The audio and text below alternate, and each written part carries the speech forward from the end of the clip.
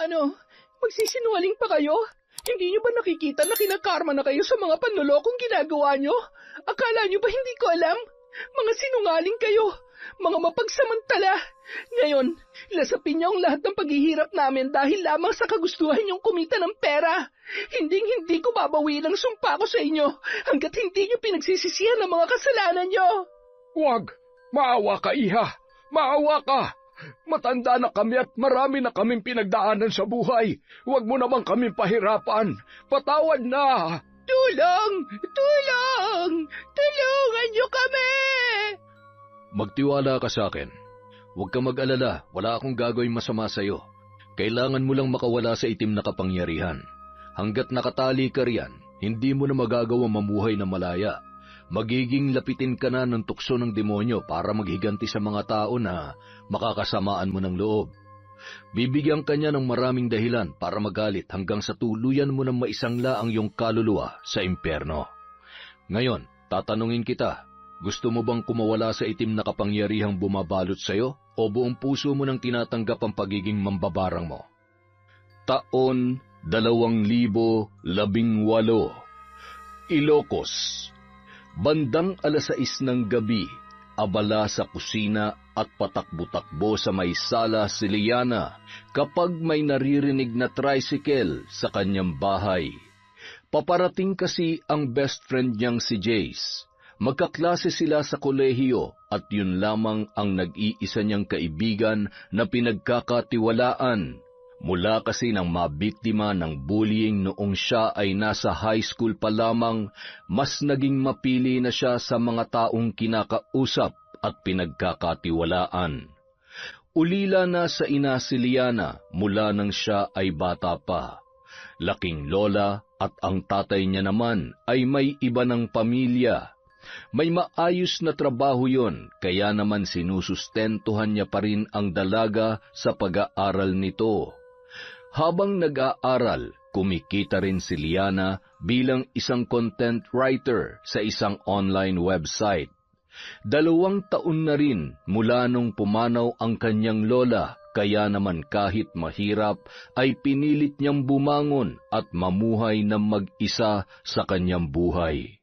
Habang pabalik-balik sa kusina at sa sala, hawak ang sandok sa pagluluto, ay pasilip-silip yun sa bintana. Napatili pa ang dalaga nang tumigil ang isang tricycle sa tapat ng tarangkahan.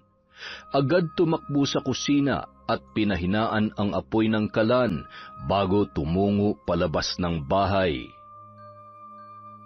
Jace! Ang tagal mo, ha? Kanina pa kaya kita hinihintay. Halika, tuloy ka. Nagluluto ako eh. Wow, parang may nabago sa bahay mo, ah. Anong nabago? Yung pintura. Pinapalitan ko lang. Maganda naman, diba? Oo, maganda naman. Pwede na. Ay, parang napilitan ka lang eh. Basta sa mata ko, maganda yan. Tapos, pasok at tulungan mo ako magluto ng dinner natin. Hindi ka ba natatakot dito? Bakit naman ako matatakot? Dito na ako lumaki at wala namang dapat katakutan. Multo? Yung kinukwento ko sa'yo na nagpaparamdam dito? Wala yun. Sanay na ako doon. Nadadala naman sa pakiusap at saka sigurado si Lola lang yon. Siyempre, hindi naman niya ako iiwan na mag-isa dito. Ay, seryoso ka ba? Huwag ka naman nananakot. Dapat pala. Hoy, huwag kang anduwag dyan. Para namang hindi kayo close ni Lola. Paborito ka kaya nun. Sige na, ilagay mo na doon sa kwarto yung gamit mo tapos sumunod ka na rito sa kusina.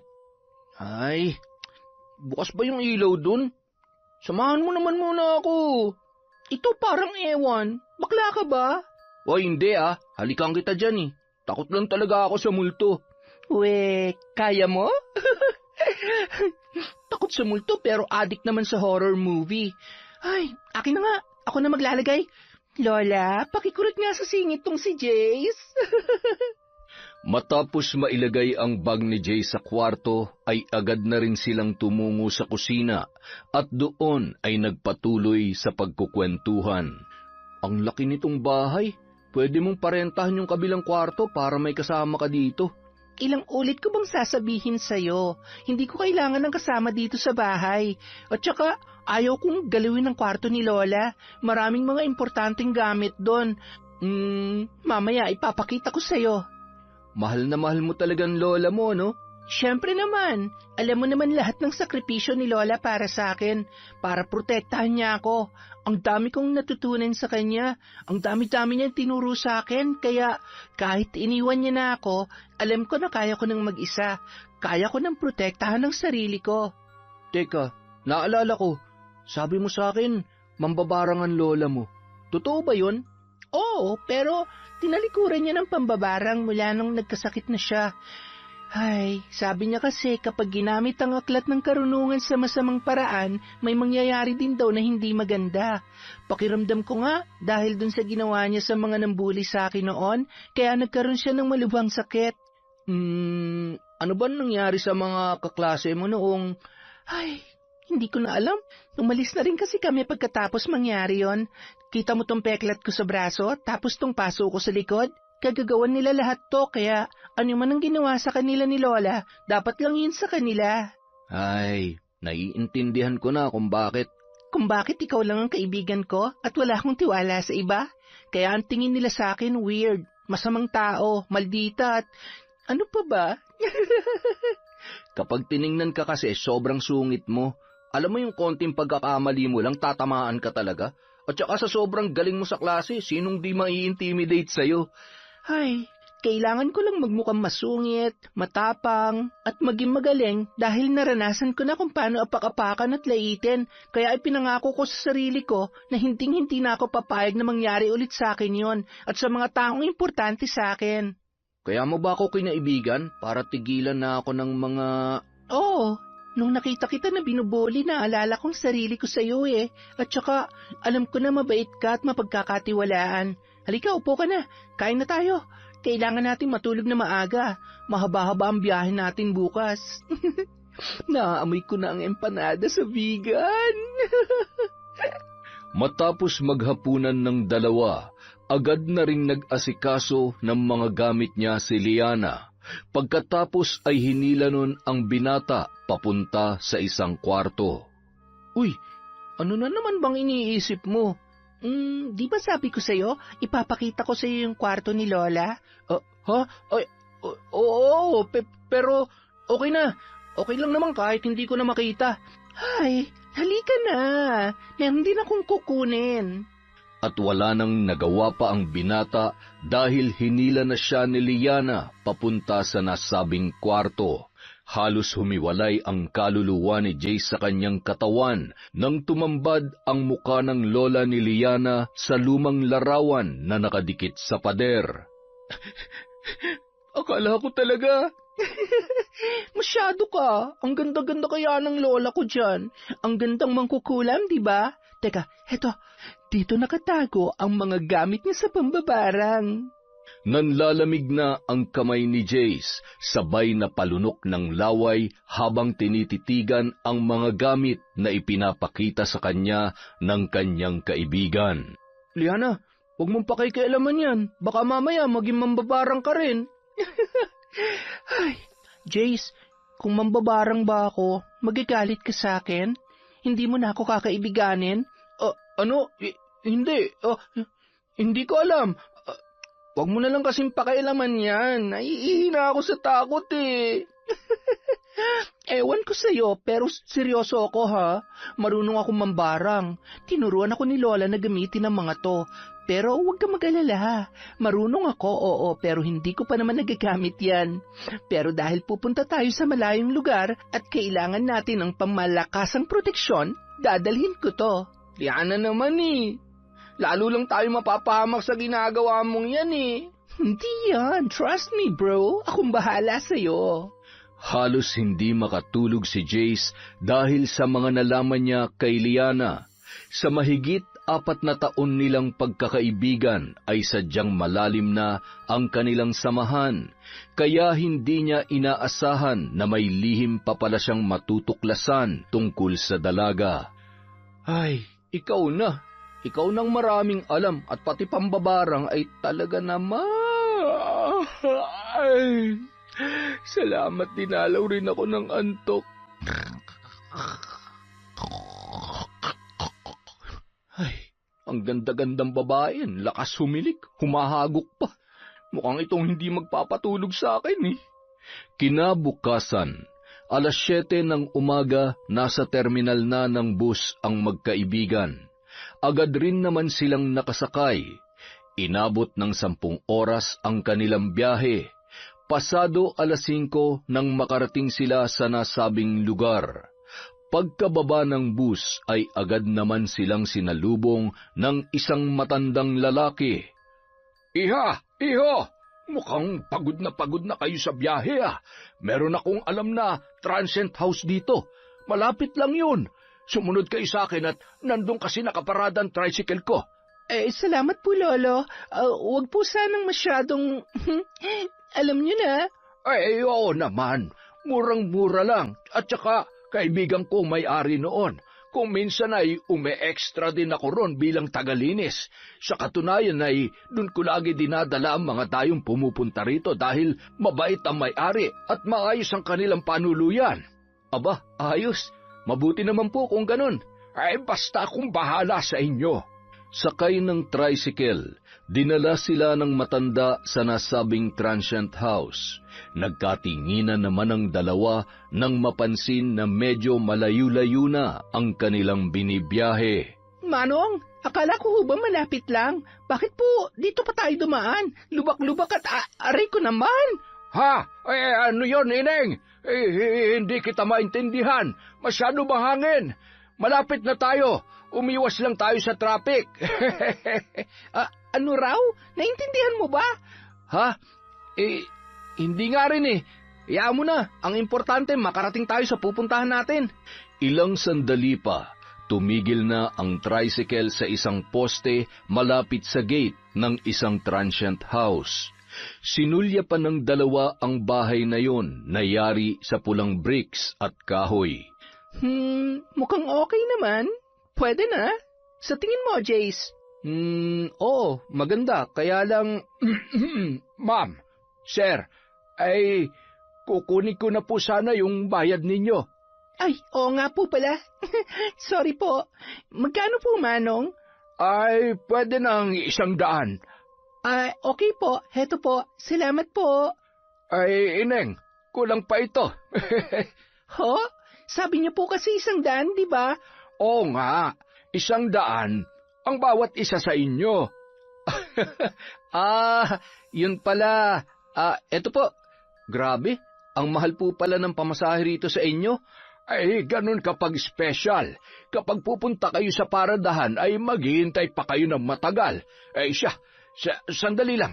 Sumunod kayo sa akin. Baka sakaling makadiscount kayo. Sasabihin ko lamang ay kamag-anak ko kayo. Aba, ayos pala to si Lolo Max. Teka lamang at... Ang bait nyo naman, Lolo Max. Medyo may kamahalan nga lang maningil ng pamasahe. Grabe, 100? 5 sakay ko na ng tricycle yun dun sa atin eh. Oo, pero hayaan mo na. Ganun talaga. Kanya-kanyang diskarte para kumita ng pera. Hindi bale. Basta ang importante, mag-enjoy tayo. Alam mo, hindi na natin magagawa to kapag may trabaho na tayo. Buti kung mag-stick na ako sa trabaho ko online. Kaya lang, sayang naman ang inaaral ko. Sa hirap ng pinagdaanan natin sa accounting course natin dati, hay nako, kailangan na rin mag-enroll para sa review natin. Ang goal natin, pumasa at maging Certified Public Accountant.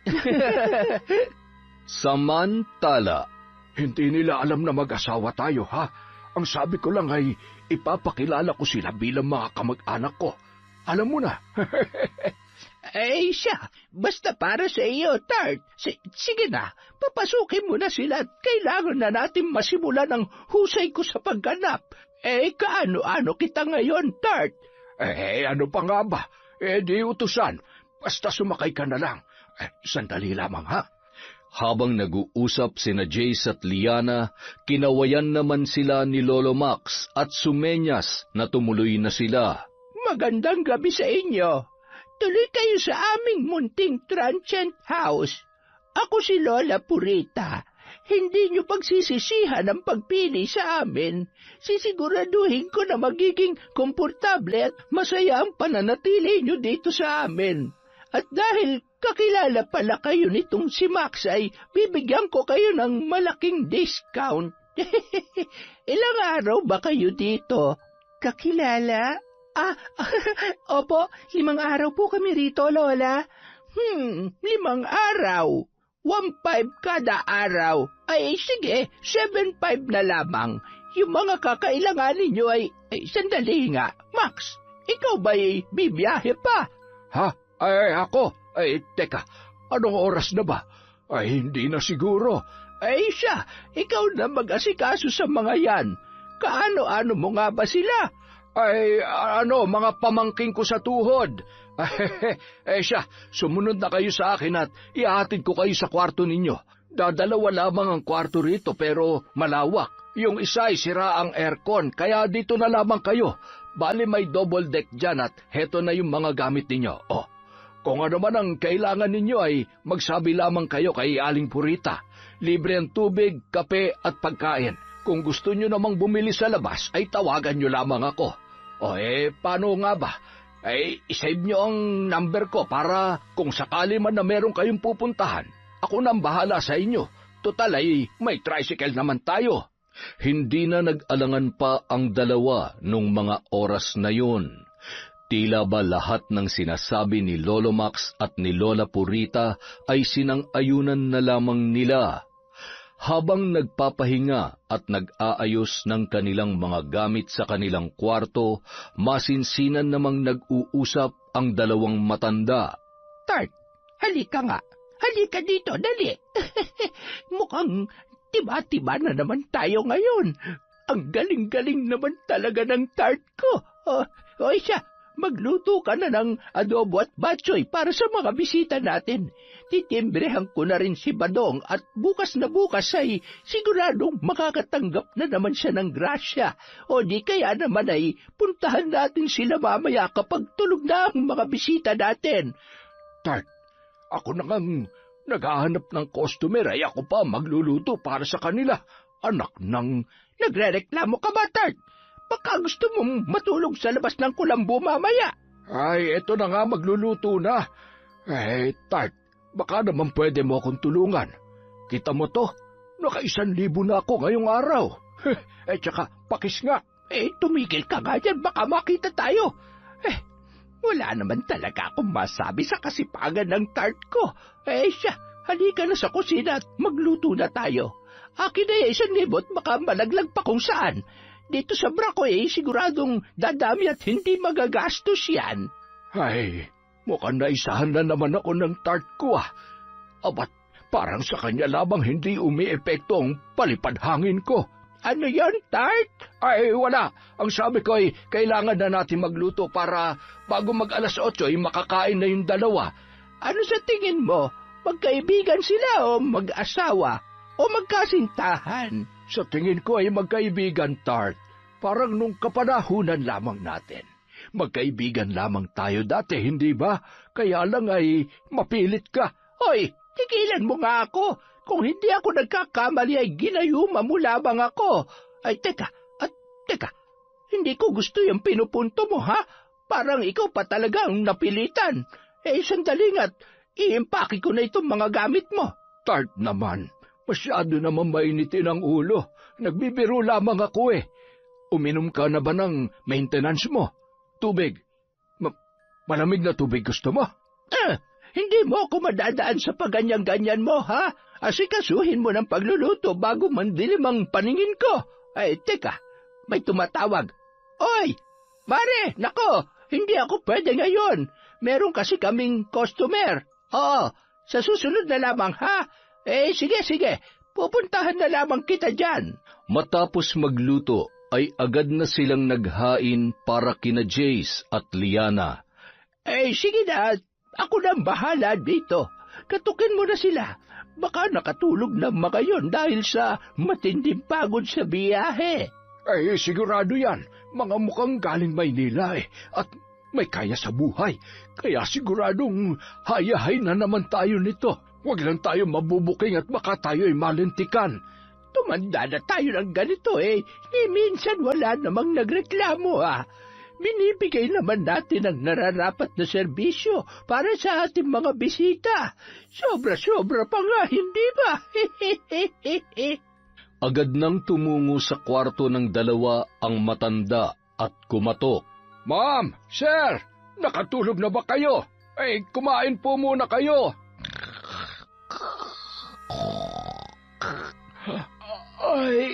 Sandali lang po. Tulog na tulog at talaga namang humihilik pa rin. Parang, ang banas ah. Mukhang 1 taon nang hindi nalilinisan ang aircon. Liana, gising. Kakain na. Grabe, sobrang napagod ako sa biyahe. Ang sakit ng katawan ko. Tara na, gutom na rin ako eh. Ano kayang ulam? Sa may veranda dinala ng matanda ang kanilang pagkain. Presko kasi at maganda ang tanawin doon. Marahan pang binubulungan ang pagkain at inumin ng dalawa upang maging mas matagumpay ang kanilang plano. Ay, maupo na kayo. Pagtapos na kayong kumain, iwan nyo na lamang yan dyan at ililigpit ko na lamang mamaya. Wow, si Lola Purita po ba nagluto ng lahat ng ito? O may iba pa po kayong kasama dito? Ako nagluto niyan. Kami ni Aling Purita.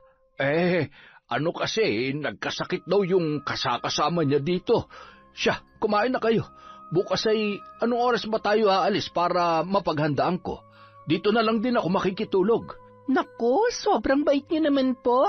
Salamat, Lolo Max. Huwag kayong mag-alala. Ako na pong bahala sa 5 araw nyo. Basta samahan niyo lang po kami sa mga gusto naming puntahan. Mahirap po kasi mag-commute eh. Ay, naku, totoo yan. Mahirap nga at mas magastos pa. Tsaka delikado rin mag-commute. Kapag inabot kayo ng gabi, baka magkanta ligaw-ligaw pa kayo. Mahirap na, baka mabiktima pa kayo ng masasama ang loob. Sige na, maiwan ko muna kayo. Magpakabusog kayo, ha? Masarap yan. Nagpasalamat namang muli ang magkaibigan bago tumalikod si Lolo Max. Sarap na sarap naman sila sa mga pagkain na inihain ng matanda. Pagkatapos, agad naman na silang dinalaw ng antok at bumalik sa kanilang kwarto. Kinaumagahan, maaga silang gumising. 7:00 pa lamang nagsimula na silang bumiyahe para puntahan ang mga sikat na pasyalan sa nasabing lugar. Masayang-masaya ang magkaibigan at mula sa malayo nakangisi naman si Lolo Max na pinagmamasdan ang mga yun. Sige lang mga bata, magpakasaya na kayo dahil bukas ay hindi na kayo makakagala at makakahalakak sa tuwa. Ay, teka, matawagan nga muna ang tropa ko. Hello, Badong! Nasabi na ba sa'yo ni Tart? Ihanda mo na mga halamang gamot mo dyan. Oo, ako na ang bahala. Nagpatuloy ang pag-uusap ng dalawang matanda. Maya-maya ay bigla namang dumilim ang paligid, kaya naisipan ni Jace at Liana na tumakbo na papunta sa kinaroroonan ng tricycle kung saan naghihintay si Lolo Max. Bilisan mo na, Liana. Baka bumagsak na yung ulan. Grabe, kung kailan pagod na tong pa ako, tsaka naman uulan. Pero sobrang ganda ng mga pasyalan dito at masasarap din ang pagkain. Siguradong mas marami pa tayo mapupuntahan bukas. Oo, malamang. At sigurado rin na bagsak ang katawan natin ito mamaya. Bilisan nyo na, uulan na, hoy! Agad nang pinaarangkada ni Lolo Max ang tricycle matapos sumakay ang magkaibigan. Mahigit 1 oras ang biyahe nila mula sa kanilang pinuntahan pabalik sa transient ni Lola Purita. Nang makarating sa bahay ng matanda ay pasilip-silip pa si Liana at ikinakalat ang paningin sa kabuuan ng transient house. Bakit, Iha? May hinahanap ka ba? Wala naman po, Lolo. Napansin ko lang po na parang walang imahe ng santo, santa o kaya krusman lang dito sa transient house. Iba po bang relihiyon ni Lola Purita? Ay, nandito na pala kayo. Ay, nandyan po pala kayo, Lola. Narinig niyo po ba yung sinabi ko? Oo. Pasensya na. Hindi kasi ako mahilig sa mga anito at kung ano-ano. Puros lamang halaman ang laman ng bahay na ito. Pero Katoliko rin naman ako. Hindi rin ako palasimba katulad ng iba na halos linggo-linggo ay naninikluhod sa Diyos. Alam nyo kasi, naniniwala ako na mas lapitin ng tukso ng demonyo ang mga taong palasimba. Tumuloy na kayo sa may kusina. Kumain na kayo. Nakaluto na ako. Salamat po, Lola. Kaya lang, Jace, nagugutom ka ba? Busog na busog pa kasi ako eh. Busog pa rin ako. Ang dami kaya nating kinain na kung ano-ano kanina. At saka, parang mas gusto ko na lang matulog. Ako rin po.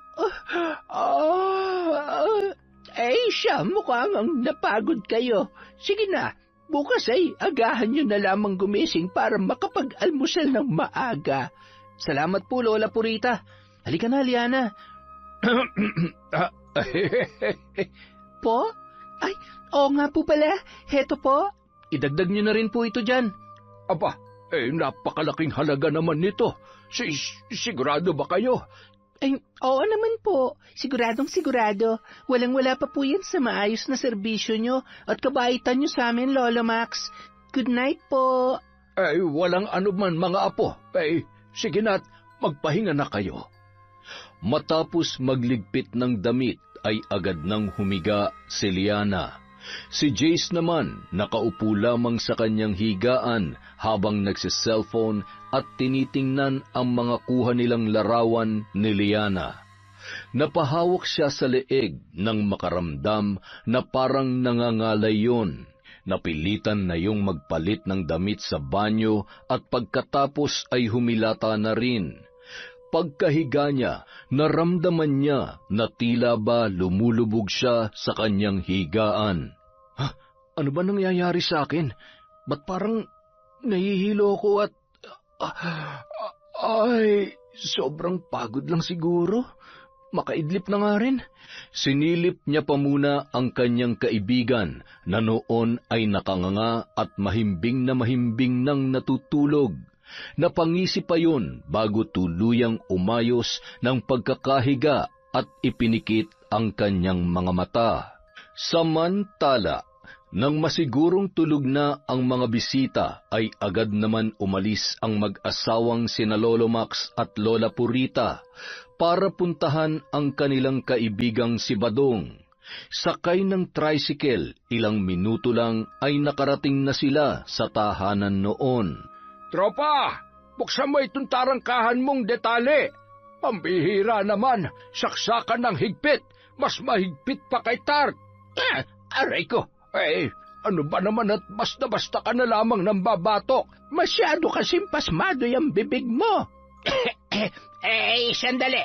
Hindi ko gaano makita. Madilim na kasi. May flashlight ka ba dyan, Max? Pambihira naman kasi. Bakit kailangan pang itali ang tarangkahan na yan? Para namang may mananakaw dito sa bahay mo. Mabuti pa kunin mo yung itak. Bakit naman? Anong gagawin mo sa itak? Aba, kunin mo na lamang. Huwag nang maraming tanong. Samahan mo ng kaunting bilis at uhaw na ako. Ano nga bang gagawin mo sa itak, Tart?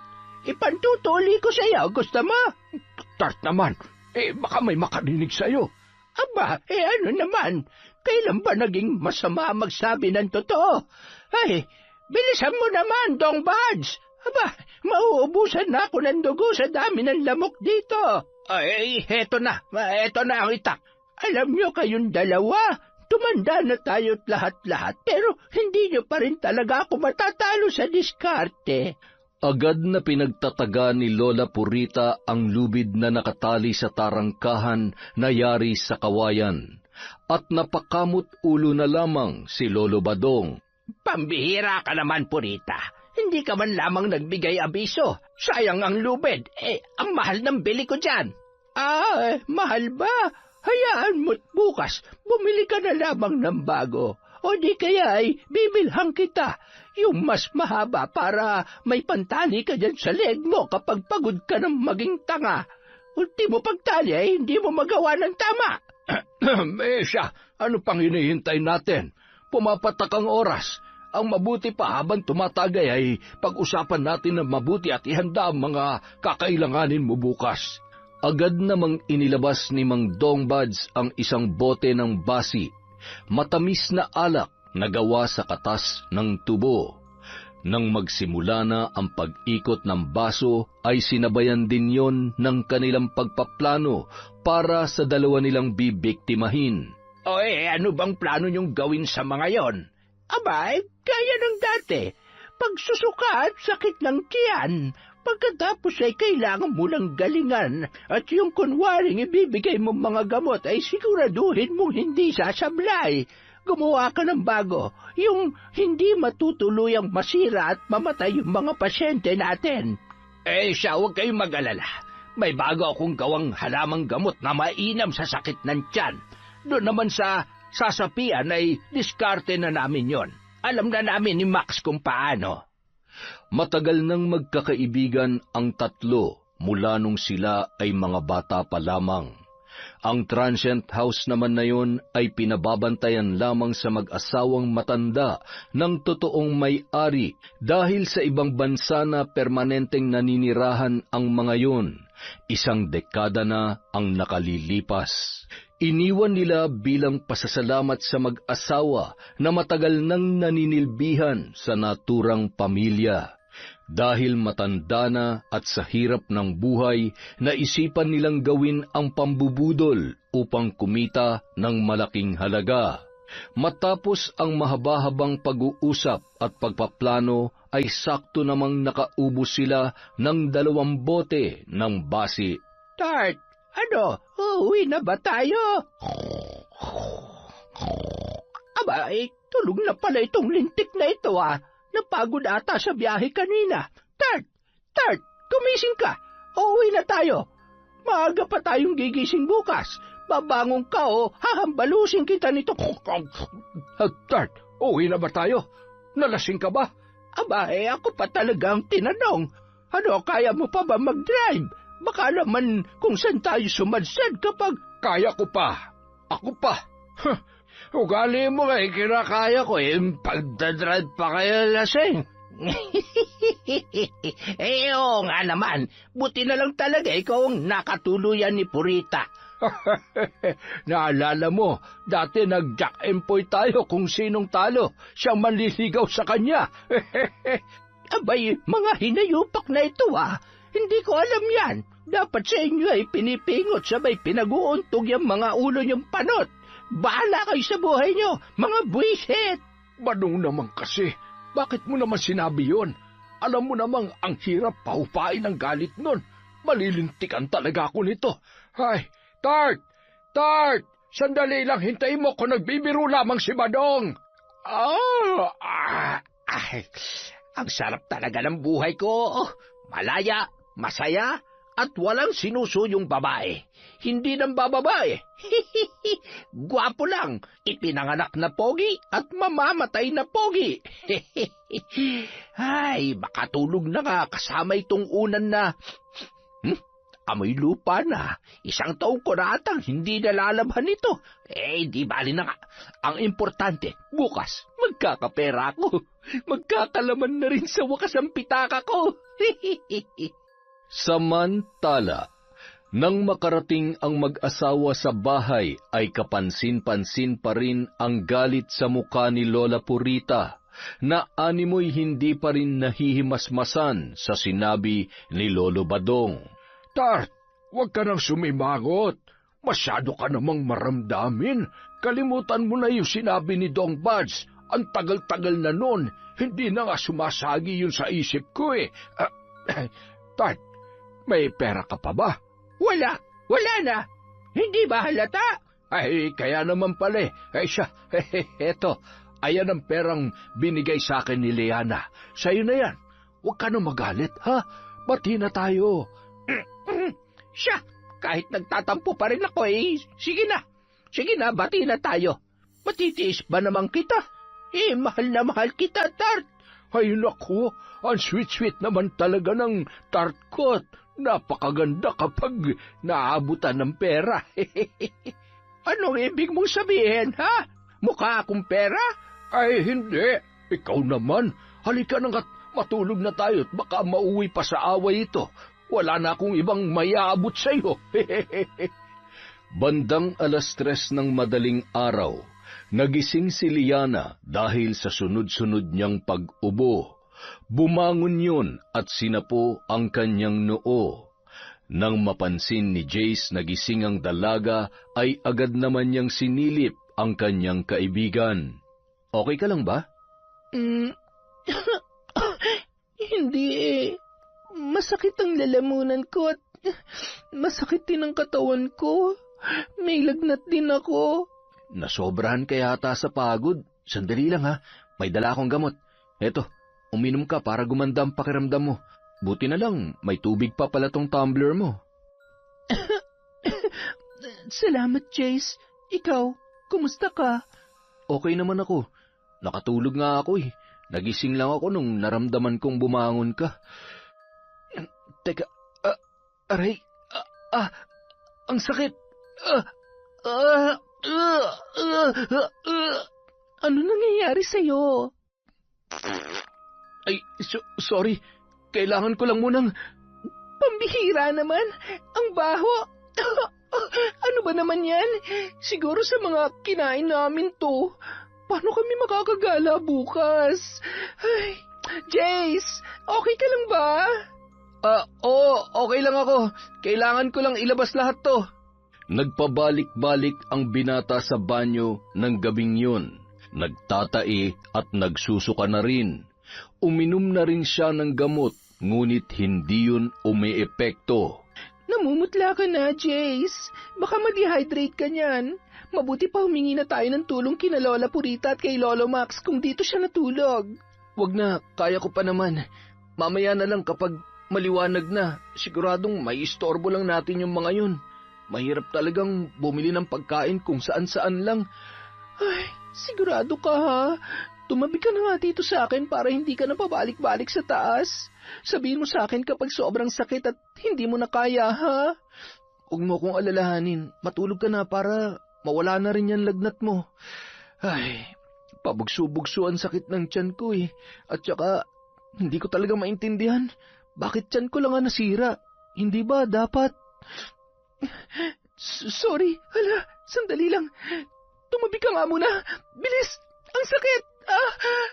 Bandang 5:00 ng madaling araw, nanlalambot na ang dalawa dahil sa patuloy na pagsusuka at pagtatae. Kapwa nanlalamig na ang katawan at namumutla na ang mga labi nila nung mga oras na yon. Nang kumatok ang matanda, ay nagulat naman yon nang biglang sumigaw si Liana. Lolo Max, tulong po! Gamit ang susi sa kanyang bulsa, nagmamadali niyang binuksan ang pintuan. Oh, ano nangyayari sa inyo? Tulungan niyo po kami. Kanina pa po masakit ang tiyan namin. Nagsusukat, nagtatay po kami. Si Liana po, ganun din. Sinabayan pa ng lagnat. Ay, Diyos ko, kaya niyo ba maglakad? Hindi na po. Nanghihina na po ako. Hindi bale, akong bahala. Sandali lamang at susundo ako ng manggagamot. Siguradong nausog kayo o baka nadali kayo ng taong may palipad hangin. Mamaya ako na lamang ipapaliwanag ha. Babalik din ako kaagad. Tatawagin ko lamang si Aling Purita para maasikaso kayo.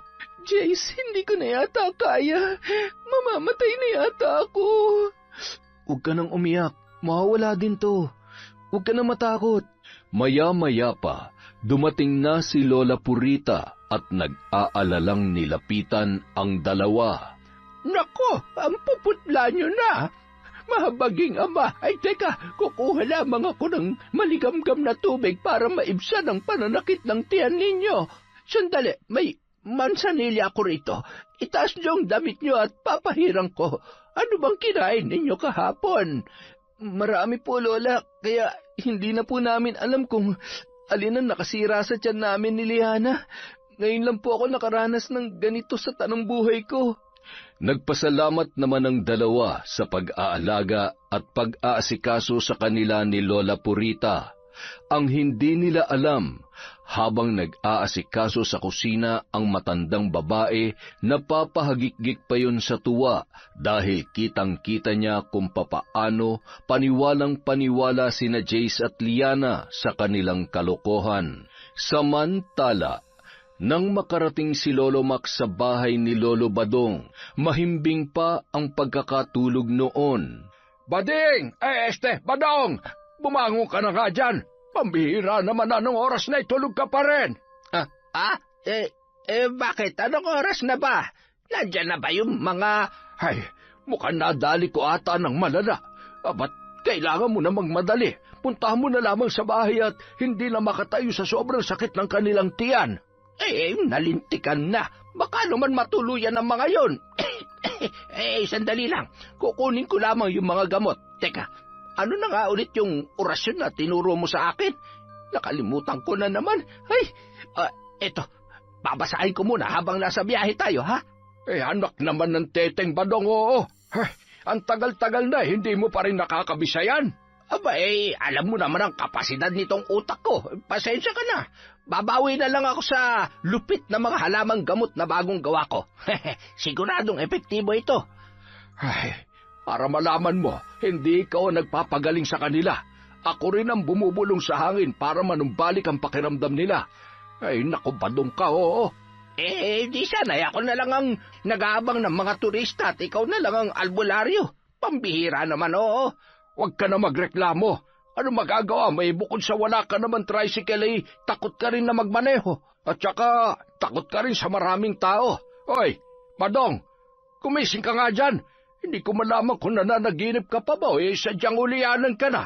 Hindi bali ng ulianin, hindi naman panot. Umayos ka dyan. Baka upakan kita, makita mo. Kapag ako napikon sa'yo, lagas yan lahat ng buhok mo. Huwag mo akong sinusubukan. Ito naman, hindi na mabiro. Pasyado mo nang gamit na gamit yung pagpapalipad hangin mo. Kapag nataon na may alam sa ganyan ng mga biktima natin, siguradong malilintikan tayo. Kapag nagkataon, kayo na lang sana mag-asawa. Para naman dadalaw na lamang ako sa inyo. Sumakay ka na nga lamang. Bilisan mo. Nang makarating ang dalawa sa transient house, nagmamadali ng bumaba ng sasakyan sina Lolo Badong at Lolo Max. Bilisan mo na at sumunod ka na sa akin. Ayusin mo yung pag-arte mo, kung hindi tatamaan ka talaga, makita mo. Ang init naman ng ulo mo, Maximo. Kalmahan mo lang, kayang-kaya ko to. Nang makarating sa kwarto ng magkaibigang dayo, nabunutan naman ng tinik si Lola Purita na totoong nag-aalala na sa dalawa dahil halos wala na yung mga malay. Sinimulan nung gamutin ang dalawa sa pamamagitan ng pag-usal ng mga kakaibang salita. Kahit nanlalambot at nakapikit si Liana, tila nababahala siya sa mga sinasambit na salita ng albularyong kasama ni Lolo Max. Matapos silang painumin ng halamang gamot mula sa isang bote, ay pasimple namang bumubulong sa hangin ang isa pang matanda. Bigla na lamang uminit ang pakiramdam ng dalawa at nanumbalik ang kanilang lakas. Gayon din ay nawala na ang pananakit ng kanilang tiyan. Maliban na lamang sa sakit ng ulo ni Liana. Marahil ay palipad hangin ang dahilan na nangyari sa inyo. Siguro ay may taong nagambala ninyo sa pamamasyal ninyo kahapon. Paano niyo po nalaman na namasyal kami kahapon? Naikwento sa akin ni Max kanina. Buti, nataon na hindi pa ako nakakaalis. Pupunta pa kasi ako sa kabilang baryo para manggamot. Sakto naman na dumating siya. Salamat ho, Lolo. Ang galing niyo naman po. Akala ko po kasi kanina katapusan ko na. Mabuti na lang ho at dumating kayo at mabisa yung gamot na pinainom niyo sa amin. Pati na rin ho yung orasyon na ginawa ninyo. Hindi lahat nabibigyan ng Diyos ng ganitong kakayahan upang makatulong sa nangangailangan. Kaya hindi lamang kayo dapat sa akin magpasalamat, kundi sa Amang nasa langit. Walang sakit na hindi mabibigyan ng lunas kapag malakas ang pananampalataya sa Kanya. Matanong ko lang po, ilang taon na po kayong nanggagamot at nasa lahi niyo po bang... Naglugaw ako. kumain muna kayo at siguradong nagugutom na kayo. Ay, salamat na lamang. Uuwi na rin kasi ako at may lakad pa ako. Pero kung magpupumilit kayo ay pakibalot na lamang. Pasensya ka na. Ang totoo ay para sa mga bisita namin yan. Abat, napakadamot naman talaga ng matandang ito, oo. Magkano ho ang bayad sa... Ay, ikaw. Ang ibig kong sabihin ay kayo na ang bahala. Inabot ni Liana ang kanyang bag at kinuha ang kanyang pitaka. Habang ginagawa niya yon ay muling nag-usal sa hangin si Lolo Max. Iniabot ng dalaga ang 2,000 sa matanda na halos manginig pa ang kamay sa laki ng perang kanyang ibinigay. Bahagya pa yung tumingin kay Max at pinandilatan naman siya ng kaibigan. Maraming salamat dito, iha. Siya, magpapaalam na ako. Kung sakali man na may maramdaman kayo ay ipatawag niyo lamang ako kay Max, ha? Maraming salamat po. Mag-iingat po kayo.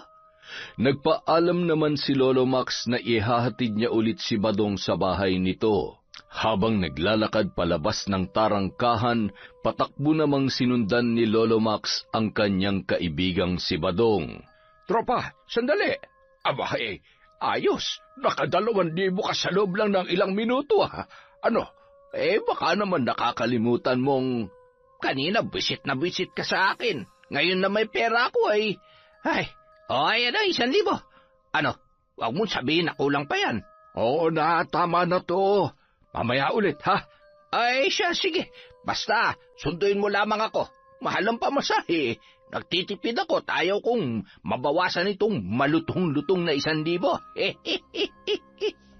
Samantala, matapos maiwan ang magkaibigan sa kwarto, nakahawak naman sa kanyang ulo si Liana na animoy gulong-gulo ang kanyang isipan. Ayos ka lang ba? Nahihilo yata ako, Chase. Parang kinukutuban ako at may kakaiba akong nararamdaman. Hindi ko maintindihan at hindi ko maipaliwanag pero... Matulog ka kaya muna. Napuyat lang tayo kaya para tayong lutang na hindi maintindihan. Isa pa, hindi pa rin gaanong bumababa ang lagnat mo. Naisip ko lang kasi yung sinabi ng matandang albularyo kung palipad hangin ang dahilan kung bakit tayo nagtae at nagsuka, kaya ko namang labanan na may gawanan sa atin. Ang sama naman ng ugali niya. Wala naman tayong ginawang masama para pahirapan tayo ng ganon. Gusto lang naman nating mamasyal dito sa kanila. Huwag mo na munang isipin yan. Ang importante sa ngayon, magpalakas at ikaw, gumaling ka na. Mabuti pa nga itulog ko na lang muna to. Pero pasasaan ba't may kalalagyan ng mga gumawa nito sa atin? Buong araw na nagpahinga sina Jace at Liana. Inasikaso at maya-mayang kinukumusta naman sila ng 2 matanda. Nang sumapit ang gabi at tapos na sila maghapunan, napansin ni Jace ang pagkabalisa ni Liana. Ano ba nangyayari sa'yo? Okay ka lang ba? May nararamdaman ka na naman? Chase, pakiramdam ko, alam ko na kung sino may gawa sa atin ito. Buong maghapon, pinagmamasdan ko ang kilos ni Lolo Max at ni Lola Purita. Pinaglalaruan nila tayo. Isa sa kanila o maaaring pinagkakaisa nila tayo. Anong ibig mong sabihin? Liana naman, ayan ka na naman eh. Nananakot ka na naman eh. Ano ba? Hindi kita tinatakot. Sigurado ako sa... Liana, anong... Lumayo ka sa akin. Huwag ka lalapit. Huwag mo akong susundan. Tumakbo yun palabas, nakasalubong ang 2 matanda at hinarangan yon. Ano ba? Bitawan niyo nga ako. Papatayin ko kayo. Ay, Diyos ko. Ano na naman ang nangyayari? Hindi ko po alam. Bigla na lang po siya nagkaganyan. Patuloy sa pagpupumiglas at nang mabitawan ay tumakbo yon ng mabilis hanggang sa mahulog sa may hagdanan. Liana! Liana! Liana! Gumising ka!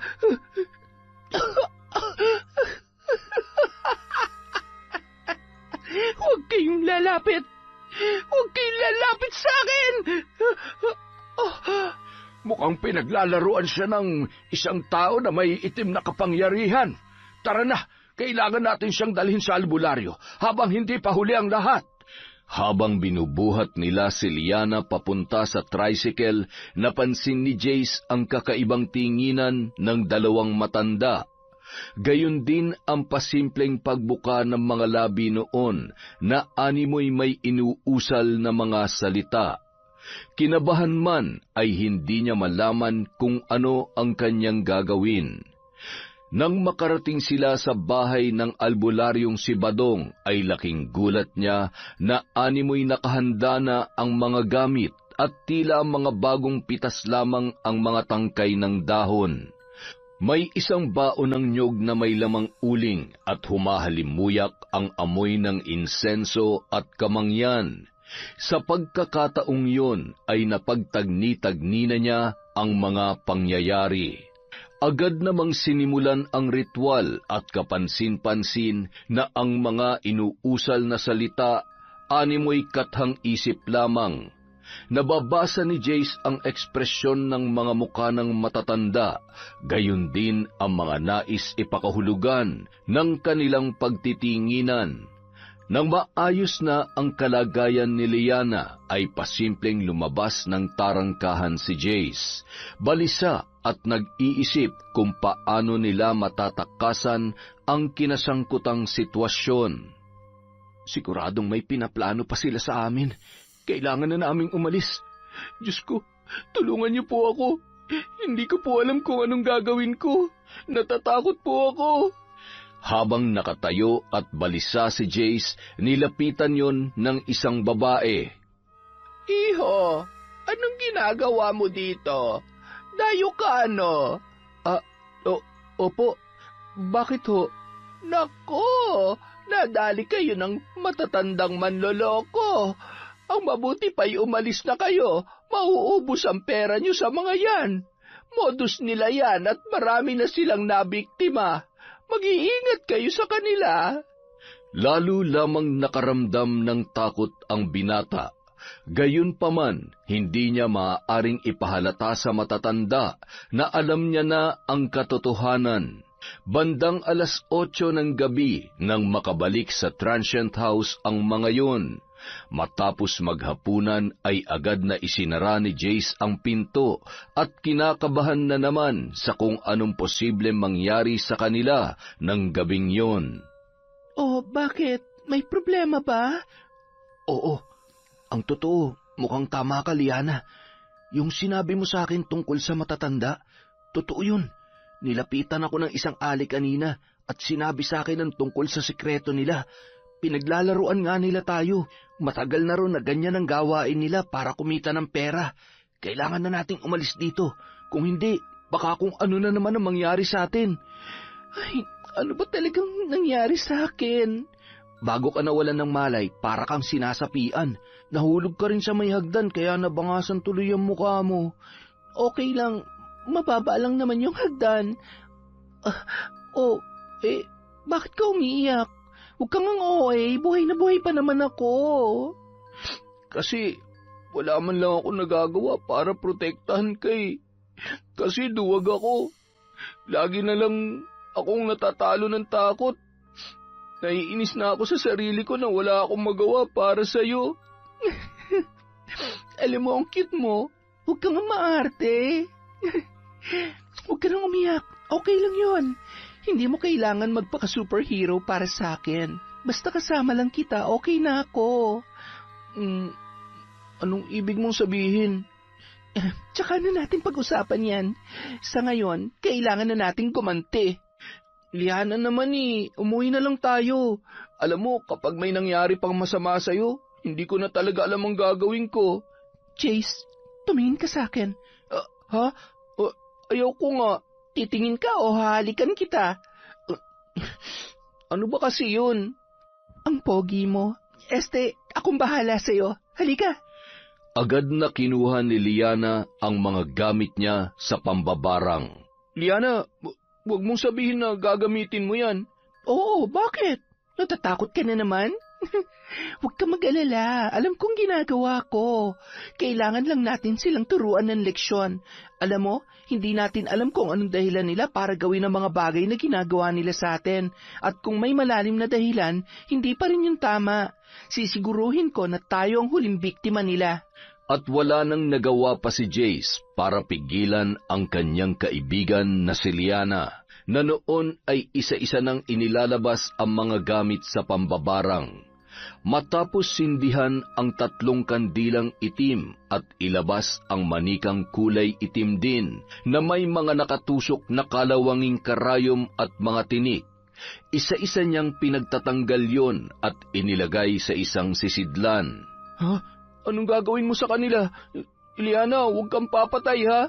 Bakit naman ako papatay? Kumalma ka nga. Ipaparamdam ko lang ang ginawa nila sa atin. Paglalaroan din natin sila. Para naman magtanda sila bago tayo bumalik na Maynila. Nakakaloka sila, ha? Hindi nila alam tubong si Kihor ang lola ko. Ilang sandali pa, inilapag na ni Liana ang aklat sa sahig at paisa-isang binasa ang mga kataga sa mga pahina bago umusal ng sumpa para sa matatanda. Kayo naman ang magiging sunod-sunuran. Ang bawat bulong sa aking puso't isipan ay parusang hindi nyo inaasahan. Pagsisisihan yung pananamantala nyo sa kabaitan ko. Katatakutan nyo ang sarili nyong kalokohan at mawawalan kayo ng kakayahan na malaman kung paano takasan ang inyong kasalanan. Nanakawin ko ang lakas nyo at ipapakita ko sa inyo na hindi nyo ako kaya at nagkamali kayo ng taong bibiktimahin at paglalaruan. Hindi ko babawiin ang sumpa hanggat hindi kayo nagsisisi sa mga kasalanan nyo. Malalaman ko rin kung sino ang siyang may kakayahang magpalipad hangin sa inyo. Tatanggalan ko siya ng kakayahan na maggamit pang kanyang karunungan. Isa-isa ko kayong paglalaruan. Tama na yan, nakakatakot ka na. Baka mamaya sapian ka na talaga. Kinakabahan na ako sa iyo eh. Ay, oo na, ito nga ililigpit na eh. Nang gabi ring yun, habang nag-uusap ang mag-asawa at nagpaplano sa mga susunod nilang hakbang, bigla na lamang napahawak sa kanyang ulo si Lolo Max. Maya-maya, tumingin sa kanyang asawa na si Lola Purita, sabay hinawakan ang mukha nito at kinurot yun na animoy ng gigigil na bata. Tara, laro tayo! Ano? Teka, siraulo ka ba? Huwag mo nga akong pinaglololoko. Tatamaan ka sa akin eh. Huwag mo nga akong pinaglololoko. Tatamaan ka sa akin eh. Abay, buwisit na matanda ito ah. Nababaliw ka na ba? Buwisit ka! Nababaliw ka na ba? Napakunot noon na lamang si Ali Purita na animoy napansin na wala sa sarili ang kanyang asawa. Maya-maya, pumasok yun sa kwarto at agad nang nahiga. Bumubulong-bulong habang kinakagat ang kanyang kanang hintuturo. Nag-uulyanin na ba siya? Ay, anong gagawin ko sa lintik na? Maya-maya, humiga at humihilik na yon na animoy pagod na pagod. Madaling araw nang nagising si Lolo Max na tila wala pa rin sa kanyang sarili. Itinulak pa nun sa higaan ang kanyang asawa na si Lola Purita. Alay ko! Ang balakang ko! Ha? Ay, sino ka? Anong ginagawa mo dito sa kwarto ko, ha? Magnanakaw ka? Lumayas ka dito! Anak ka ng teteng! Kagabi ka pa! Hindi na ako natutuwa sa'yo. Talaga bang wala ka sa tamang kaisipan o sinasadya mo lamang ito? Gusto mo bang hampasin kita nitong picture frame para maalala mo na ako ang asawa mo? Ano? Asawa? Hindi ako papatol sa matandang kulubot na katulad mo. Ay, kilabutan ka nga dyan sa sinasabi mo. Tumayo pa yon at tiningnan ang sarili niya sa salamin, sabay nagulat sa imahe ng matandang lalaki. Ha? Hindi ako yan. Samantala, nang mga oras na yon ay nasa labas ng kwarto ng mag-asawang matanda sina Jace at Liana na halos sumasakit na ang tiyan sa kakapigil ng kanilang pagtawa. Maya-maya Naisipan nilang tumungo sa may veranda para magpahangin.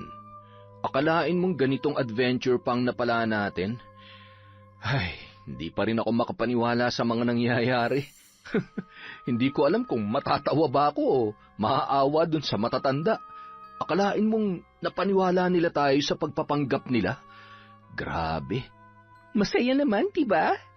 Masaya ka dyan hanggat hindi pa natatapos lahat ng to. Hindi ako makakampante at magiging masaya. Huwag ka mag-alala, makakauwi tayo ng ligtas. Kinabukasan. Hindi ko na kaya. Ang sakit ng tiyan ko. Tulungan niyo po ako. Hoy, Manang, tulungan niyo ako. Bahala ka dyan. Kahit maglupasay ka pa kakaiyak, hanggat hindi mo ako naaalala, hindi kita tutulungan, lintik ka. Ay, natatay ako. Ay, kailangan kong... Ay, anong ginagawa mo? Anak ka ng... Bakit dyan mo inilabas yan? Napakabaho!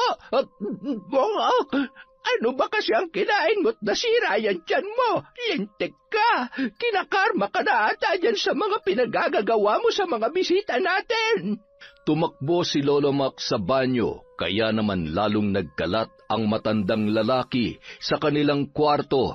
Ay, Diyos mio! Anong klaseng parusa ito? Aba, kung alam ko lang na ganyang kamag-ulyanin, sana pala nilaso na kita nung bata-bata ka pa. Hindi na makalabas ng banyo si Lolo Max. Patuloy naman sa paglilinis ng kalat si Lola Purita, na dire-diretso pa rin sa pagdada. Makalipas ang ilang oras, medyo kumalma na ang pananakit ng tiyan ni Lolo Max. Nakatulala yun habang pinagmamasdan ang kanyang tiyan na tila ba nasa 5 buwang buntis. Nagdesisyon naman sila Jace at Liana na sa labas na lamang mag-almusal. Marami rin silang bitbit na pagkain nang bumalik sila sa transient house. Bilis-bilisan mo naman! Mababaliw na ako dito! Hindi ko na alam kung ano nangyayari sa kanya. Kailangan ata natin siyang dalhin sa totoong albularyo.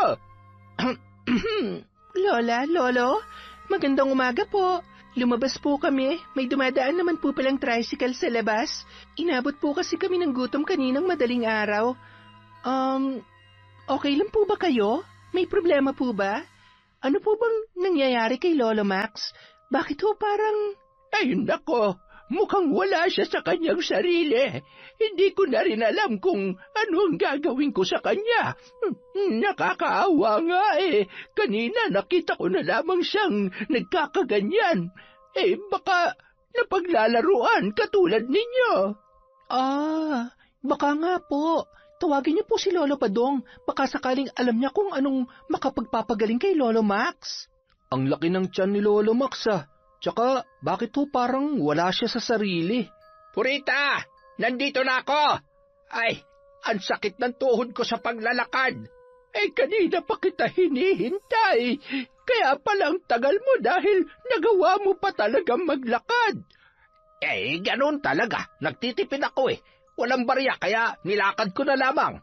Kung nagkataon, dahil dyan sa kakuriputan mo, darating ka na patay na yung kaibigan mo. Ho? Magkakaibigan po kayo? Ha? Sinabi ko bang ganon? Ay, mali lang ho yata ang rinig ko. Halos magkakaedaran po kasi kayo tapos kayo po ni Lolo Max. Halos magkamukha na rin po kayo. Para po kayong mag-asawa. Sandali muna, Ineng. At paiinumin ko muna ng gamot itong si Max para matigil na sa pagtatae. Ano? Paiinumin mo ng peke mong gamot ang tart ko. Ano ba naman? Kanina pa ako nadudulas. Pahamak na bibig ito Sige lang, magsinungaling pa kayo. Ikaw talaga Purita, masyado ka. Tinawag mo pa ako't inistorbo kung wala ka namang bilib na mapapagaling ko yang si Max. Walang kasing bilis at tila wala na rin sa katinuan na binuksan ni Lolo Badong ang isang bote at pinainom yon kay Lolo Max. Nakipag-agawan naman si Lola Purita na tila ba napakalakas ng itinulak si Badong. Lalo pang nagalit ang matandang babae nang makita na nangingisay at bumubula na ang bibig ng kanyang asawa na si Lolo Max. Nagngangalit na kinuha ni Lola Purita ang isang bato at ipupukpok sana yun sa ulo ni Badong nang biglang humalakhak si Liana at napatingin ang mga yun sa dalaga. Ano? Magsisinungaling pa kayo? Hindi niyo ba nakikita na kinakarma na kayo sa mga panlolokong ginagawa ninyo? Akala niyo ba hindi ko alam? Mga sinungaling kayo, mga mapagsamantala. Ngayon, lasapin niyo ang lahat ng paghihirap namin dahil lamang sa kagustuhan niyong kumita ng pera. Hindi ko babawiin ang sumpa ko sa inyo hanggat hindi niyo pinagsisisihan ang mga kasalanan niyo. Wag! Maawa ka, iha! Maawa ka! Matanda na kami at marami na kaming pinagdaanan sa buhay. Huwag mo naman kaming pahirapan. Patawad! Sana ganun lang kadaling magbigay ng kapatawaran. Ilang tao na ba nabiktima nyo? Nandito kami para magbakasyon, para gumaan ang aming pakiramdam, mag-enjoy. Anong kasalanan namin sa inyo? Wala naman, di ba? Nagtiwala kami sa inyo. Nagbabayad naman kami ng maayos. Alam nyo kahit gaano pa kalaking pera makuha nyo dahil sa panggagancho nyo, hindi kayo magiging masaya dahil tiwala ng taong sinisira nyo. Lalo ka na, Lolo Max. Alam kong ikaw ang may karunungan sa pagpapalipad hangin, kaya sumakit ang tiyan ko, nagsuka at nawala sa sarili. Kaya dapat lang yan sa'yo. Ay, tama na. Maawa ka. Huwag mo akong papatayin. Magbabagong buhay na ako. Tart, tulungan mo ko. Sige na. Dahil sa matinding galit ni Liana na sinasabayan pa ng biglaang pagkulimlim, kulog at kidlat, nagsiliparan ang mga tuyong dahon, pati na rin ang upuan at mesa sa labas ng bahay na yun. Ay, naku po, Diyos ko, amang mahabagin, napakalakas niya. Anong klaseng nilalang ba siya? Nang mga sandaling yon, maging si Jace ay natakot na rin, lalo na nang makita ang pagbabago ng itsura ng kanyang kaibigan. Patuloy yon na nag-usal ng mga kahindik-hindik na salita at itinuturo ang mga matatanda na nagpapagulong-gulong at humihiyaw sa sakit. Liana, tama na! Naglakas loob na lapitan ang kaibigan, ngunit naitulak siya nun. Tumilapon at tumama sa isang bato. Doon ay unti-unting nahimasmasan si Liana at bumalik sa kanyang normal na kaisipan. Akma na niyang lalapitan si Jace nang bigla naman siyang nawalan ng malay. Agad na tumayo ang lalaki at nilapitan ang kanyang kaibigan. Kasabay ng kawalan ng malay ni Liana ay ang pagkawala ng sakit ng tiyan ng matatanda, na noon ay agad namang tumayo para saklolohan ang dalaga. Maaring hindi kinaya ng katawan niya ang paggamit niya ng itim na kapangyarihan. Pasensya na, iho. Kasalanan namin ang lahat ng ito. Patawarin niyo sana kami. Kung magrereklamo kayo laban sa amin ay tatanggapin namin dahil... Huwag niyo na po munang isipin yan. Tulungan niyo na lang po muna ako na magkamalay ang kaibigan ko. Liana, gumising ka. Naririnig mo ba ako? Sa tingin ko ay kailangan niya muna magpahinga. Kailangan natin siyang dalhin sa kwarto. Kaya mo ba siyang buhatin? Opo, susubukan ko. Ilang minuto matapos magkamalay nang hihinang nagising si Liana. Sinubukan niyang igalaw ang kanyang katawan, ngunit tanging mahinang boses lamang ang lumabas sa kanyang bibig. Anong nangyari sa akin? Bakit hindi ko maigalaw ang kamay ko? Liana, huwag mong pilitin ang sarili mo. Magpahinga ka lang muna. Sabi ko naman sa iyo, hindi mo na kailangang gumanti. Tingnan mo tuloy. Gusto ko lang naman silang turuan ng leksyon. Samantala, paano na lang kapag nakulong tayo? Siguradong magsusumbong ang mga yan sa pulis. Ayokong makulong. Anong gusto mong gawin natin? Tumakbo? Magtago? Tapos ano? Tutuluyan pa rin tayo ng dalagang mambabarang na yon. Nakita mo naman kung anong kaya niyang gawin. Kapag binigyan pa natin siya ng dahilan para magalit, siguradong susunod ay hindi lang bastang sakit ng tiyan at pagtatay ang dadanasin natin. Kayang-kaya niya tayong patayin. Ay, magsitigil na nga kayo. Kesa tumakas tayo, pwede naman tayong makiusap. Alam ko na may mabubuti silang puso. Sabi niya naman, kaya niya lang ginawa yun ay dahil sa ginawa natin. Isa pa sabi niya nga, hindi niya babawiin ang sumpa kapag hindi tayo nagbago. Kaya ikaw, Badong, huwag ka nang gagawa pa ng kalokohan kung ayaw mong matodas. Ha? Ako pa ngayon? Alam niyo, kasalanan niyo itong mag-asawa eh. Kayo naman lagi ang pasimuno sa lahat ng ito. At talagang sinisisi mo pa kami. Bakit? Kami lang bang mukhang pera dito? Kami lang ba? Umayos ka. Huwag na huwag mong paiiralin yung kakitiran ng utak mo. Huwag na huwag kang gagawa ng paraan na hindi namin nalalaman dahil kapag nagkataon ay talaga namang may kalalagyan ka at hindi ka namin tutulungan. Basta, bahala kayo dyan. Kung gusto niyong makulong, bahala kayo. Abat, hoy! Saan ka pupunta? Badong, bumalik ka dito! Nagmamadaling tumungo si Lolo Badong sa kwarto ni Liana at Jace. Alam kong nagpapahinga kayo, pero gusto ko sanang makatulong. Heto, gamot ito para manumbalik ang lakas mo, iha. Sigurado ho ba kayo? Hindi po ba peke lamang at gawa-gawa niyo lamang ang gamot na yan? Hindi. Inaral ko rin ang mga yan. Ibang klase rin po talaga kayo. Gusto niyo ho akong patayan? Para iligtas ang sarili niyo? Hindi niyo man po sabihin, alam ko na may binabalak kayo masama sa akin. Umalis na kayo dito. Kung talagang mabisa at hindi lason, siguro maniniwala pa ako kung kayo mismo ang uubos ng laman ng boteng yan. Anong ginagawa mo sa akin? Bakit ang kamay ko? Kusang... Hindi! Wag! Liana, wag. Lalo ka manghihina kapag ginamit mo na naman ang kapangyarihan mo. Kahit na ikamatay ko pa, kung mababawasan naman ng isa man lang na halangang kaluluwa dito sa mundo, gagawin ko. Nilagok ni Lolo Badong ang laman ng botelya at agad na bumula ang bibig noon. Siya namang pagpasok ng mag-asawang matanda. Badong, ano nangyari sa kanya? Gusto niya ho sana akong lasunin, kaya ayan. Pinili niya pa rin pong gumawa ng isa pang kasamaan kesa itama ang pagkakamali niya. Ay, Diyos ko! Anong gagawin natin? Iha, alam ko na wala akong karapatan na humingi ng kapatawaran. Pero huwag mo nang hayaang mabalot ang puso mo ng galit dahil sa mga taong katulad namin. Patawarin mo na kami. Hindi kami tatakbo at maluwag sa kalooban namin na tanggapin at harapin ang mga pagkakamali namin. Bigyan mo lamang kami ng pagkakataon na mabuhay. Badong, huwag ka munang mamamatay.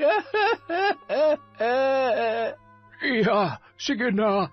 Patawarin mo na kami upang mapalaya mo rin ang sarili mo sa kapangyarihan ng dilim na bumabalot ngayon sa pagkatao mo. Maaari ka rin mabiktima ng kapangyarihan na ginagamit mo ngayon. Maawa kayo sa akin. Dalhin niyo ako sa ospital. Pinagtulungan namang buhatin ni na Jace, Lola Purita at Lolo Max ang noon ay nag-aagaw buhay ng matanda. Napaluhan na lamang si Liana sa kanyang nagawa. Ngunit sa mga pagkakataong yun ay hindi niya pa rin magawang tumayo sa kanyang kinahihigaan. Kayo na po ang bahala. Heto po, gamitin niyo po ang perang ito para sa kanya. Pasensya na ho kayo, hindi ko kayo masasamahan. Kailangan po ako ng kaibigan ko. Sadyang napakabuti ng puso mo, iho. Salamat. Maraming salamat. Sige na ho, mag-iingat ho kayo, bilisan niyo. Nang makapasok sa kwarto si Jace, agad niyang kinausap ang kanyang kaibigan. Huwag ka nang umiyak. Naiintindihan ka naman nila Lola kung bakit mo nagawa yon. Magpalakas ka na. Magdasal ka at humingi ng tawad. Gusto mo ba magsimba tayo? Paano tayo magsisimba? Tingnan mo nga ang itsura ko. Daig ko pang lantang gulay. Alam mo, tama ka. Dapat nakinig ako sa'yo. Sana mas pinili na lang nating umalis kesa nagkasakit pa ako. Naiinis kasi ako eh. Naiinis ako sa ginawa nila pero hindi ko naman pala kayang... Anong gagawin ko kapag namatay si Lolo Badong nang dahil sa akin? Hindi siya mamamatay. Alam mo, magdasal na lang muna tayo sa ngayon na maging maayos ang kalagayan niya. huwag mo na ring sisihin ang sarili mo. Tsaka, kung hindi naman niya pinagtangkaan ang buhay mo, di sana hindi yun nangyari sa kanya.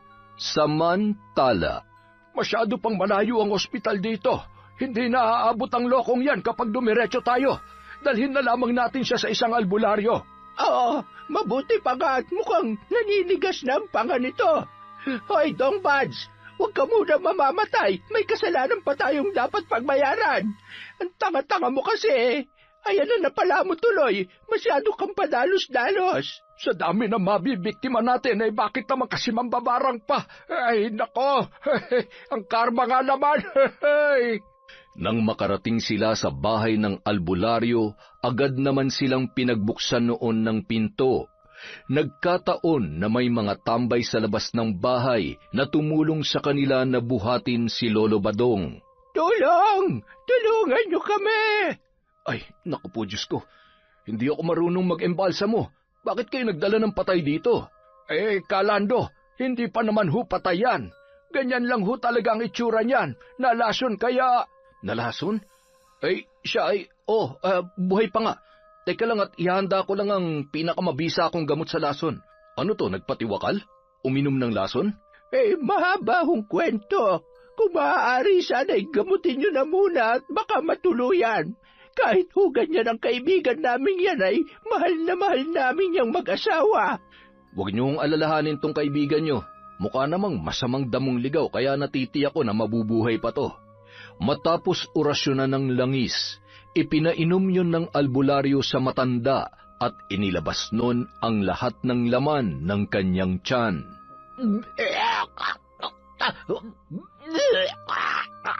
Ay, Jesus Mariosep, baka naman pati bitukan niya na mailuwa niya na.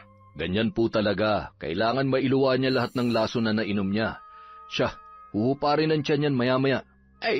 May isa pa nga ho pala kaming problema. Problema? Ano po yun? Sabihin niyo na upang malaman ko kung matutulungan ko kayo. Meron ho kasing mambabarang sa bahay namin, pero hindi ho siya masama. Sinubukan niyang gamitin ang kapangyarihan niya para kami parusahan. Pagkatapos ay nanghina siya. Pambihira. Huwag niyong sabihin na hanggang ngayon ay nanggagancho pa rin kayo. Oo, hindi namin itatanggi. Pero ang mahalaga ay napagtanto na namin ang aming pagkakamali. Ang totoo ay naaawa kami sa dalaga, kaya kung maaari sana'y sadyain niyo siya sa bahay kapag maayos ng kalagayan ni Badong. Oo siya, maaari naman na nating iuwi ang kaibigan niyo. Magiging maayos naman ang pakiramdam niya. Maya-maya lamang ay giginhawa na yan. Kapag naman hindi siya gumaling, itapon na natin pagdaan dun sa may sementeryo. Huwag naman kayong ganyan. Ayoko pang mamatay. Ay, sana naisip mo yan bago mo kinanting muli si Liana. Nang makabalik sa transient house, isinama nila ang albularyo. Nang makita ni Liana ang lalaki na may suot-suot na krus at anting-anting, ay nanginig yun sa takot. Anong gagawin niyo sa akin? Huwag mo akong lalapitan. Maawa ka. Iha, hindi ka niya sasaktan. Nandito siya para tulungan ka. Magtiwala ka sa akin. Huwag ka mag-alala, wala akong gagawin masama sa'yo. Kailangan mo lang makawala sa itim na kapangyarihan. Hanggat nakatali ka riyan, hindi mo na magagawa mamuhay na malaya. Magiging lapitin ka na ng tukso ng demonyo para maghiganti sa mga tao na makakasamaan mo ng loob. Bibigyan ka niya ng maraming dahilan para magalit hanggang sa tuluyan mo ng maisangla ang iyong kaluluwa sa impyerno. Ngayon, tatanungin kita, gusto mo bang kumawala sa itim na kapangyarihang bumabalot sa'yo o buong puso mo nang tinatanggap ang pagiging mambabarang mo? Ayoko po. Ayoko pang maulit pa ang mga nagawa ko sa kanila dahil sa galit ko. Ayoko na pong makasakit pa ng iba. Tulungan niyo po ako. Kung gayon, tanggapin mo ang krus na ito at humingi ka ng kapatawaran sa Diyos dahil sa pakikipag-anib mo sa dilim. Magdasal ka at manikluhod upang ikay kanyang patawarin. Nanginginig ang kamay na inabot ni Liana ang krus at ipinatong yun sa kanyang dibdib. Umuusal ng taimtim na panalangin si Liana na sinasabayan naman ng pag-oorasyon ng albularyo. Nararamdaman ng dalaga ang puwersa at init ng kanyang katawan na hindi niya malaman kung saan nagmumula. Hindi mo ko kaya! Akin lang siya! Akin lang siya! Bata ka pa sa landas na ito at hindi mo pa lubusang nalalaman ang bigat ng sumpang pinasok mo, Liana. Hindi basta-bastang regalo ang itim na kapangyarihan. Ito'y isang patibong na unti-unting kakainin ng kaluluwa mo. Ngayon, sa harap ng liwanag na may kapal, pinapalaya kita sa anino ng pagiging mambabarang. Itakwil mo ang dilim, talikuran mo ang landas ng paghihiganti at pananakot. Ang tunay na lakas ay nasa kabutihan, at ang tunay na kapangyarihan ay hindi nakukuha sa galit at paghihiganti. Sa bisa ng dasal at ng banal na langis, hinuhugasan ko ang iyong espiritu. Sabayan mo ko, Liana. Sa ngalan ng Ama, ng Anak, at ng Espiritu Santo. Amen. Amen.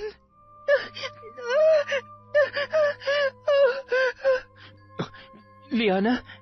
Mahigpit na niyakap ni Jace habang hinihimas ang likod ng kanyang kaibigan. Malaya na siya sa kapangyarihang itim. Huwag mo na ulit tangkain pang gamitin yan dahil sa oras na tuluyang ka na mabihag ng dilim, mahirap nang makita pa ang liwanag pabalik. Maraming salamat ho sa tulong ninyo. Walang anuman. Makabawi man lamang ako sa ginawa ng mga lukulukong matatandang to. Siya, hindi na ako magtatagal at gabi na. Sana maging maligayang natitirang araw ng pananatili nyo rito sa lugar namin. Kinabukasan, maaga pa lamang ay abala na ang matatanda na naghahanda ng pagkain. Pagkatapos ay maaga rin nilang ginising sina Jace at Liana. Paano? Aalis na ba kayo? Sayang naman ang hinanda naming pagkain para sa inyo. Ha? Ano po? Huwag kayong mag-alala. Pagkatapos ng mga nangyari ay gusto namin makabawi sa inyo. Kaya sige na, huwag na kayong tumanggi at matakot pa. Kalimutan na natin ang mga nangyari. Pasensya na talaga kayo. Naiintindihan ko naman po ang lahat. Masaya po ako na naging dahilan ng pagbabago ninyo. Sige po, makikisaya po kami sa huling araw po namin dito. Wala po uwing-uwi na po kasi itong si Jay sa Maynila. Masyado po kasi akong nag-alala dito sa inyo eh. Nang makarating sa kusina, nakayuko, hiyang-hiya at tila takot na takot pa rin si Lolo Badong sa magkaibigan. Ano ba't para kang hindi nadilig ang halaman dyan, Dong Buds? Ano ka ba, makahiya? Anong makahiya? Walang hiya ka mo. Kung makawalang hiya ka naman, pare-pareho lang naman tayong tumanda sa pagiging manggagancho. Ay, Liana, hindi nyo na ba kami ipakukulong o ire-report man lamang sa mga pulis? Ano, Jace? Sa tingin mo? Ikaw, gusto mo ba? Parang gusto yatang maranasan ni Lolo na maghimas ng rehas sa kulungan eh. Ay, nako po, Diyos ko, hindi po. Kumain na lang po tayo. Huwag po kayo mag-alala, hindi po kami magrereklamo. Basta huwag niyo na sanang uulitin sa iba yung ginawa niyo sa amin. Hindi naman po kasi lahat kaya kayong patawarin at mabigyan ng pagkakataon na magbago. Maiksi lang ho ang buhay sa mundo, kaya piliin niyo pong gawin kung anong tama. Ay, napakaswerte mo, Jace, kay Liana. Kung ako sa iyo ay umamin ka na, baka mabingwit pa yan ng iba. Huwag po kayo mag-alala. Babakuran ko na po para siguradong akin na. Hoy, ang yabang mo ha. Sana tanungin mo muna ako kung gusto kita. Tart, ganyan-ganyan din tayo kasweet nun, di ba?